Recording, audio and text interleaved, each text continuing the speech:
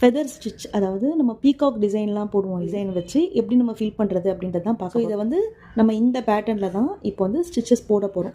So எப்பவும் போல் நான் வந்து 0லேருந்து ஸ்டார்ட் பண்ணுறேன். என்ன ஆர்டரில் கொடுத்துருக்கோனோ அதே ஆர்டரில் தான் போகணும். இப்போ நம்ம 0ல் இருக்கோமா, 0லேருந்து நான் ஸ்ட்ரெயிட்டாக 2க்கு போக போகிறேன். ஸோ 0லேருந்து ஸ்ட்ரெயிட்டாக நான் வந்து இந்த 2 லைனுக்கு போகிறேன். போயிட்டு 2லேருந்து 3 போட்டிருக்கோமா, ஸோ 2லேருந்து 3 இந்த இடத்துல ஒரு ஸ்டிச். அப்படியே 3லேருந்து நம்ம இப்படி ரிவர்ஸில் எடுக்கிறோம்.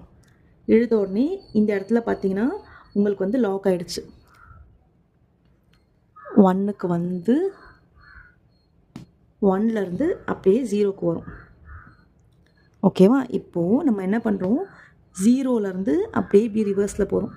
ரிவர்ஸில் போகும்போது என்ன ஆச்சுன்னா 1ல் வந்து லாக் ஆகிடுச்சா, அதே தான். இப்போது 0லேருந்து அகெயின்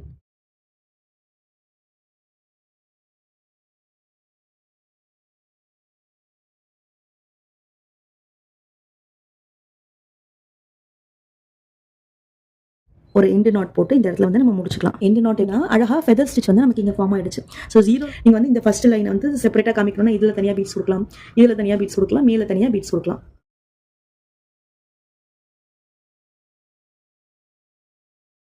அப்படி நான் வந்து இந்த தேர்ட் லேயர் இல்லையா, தேர்ட் லேயருமே வந்து கொஞ்சம் கொஞ்சமாக பீட்ஸ் கொடுத்து ஹைலைட் பண்ண போகிறேன்.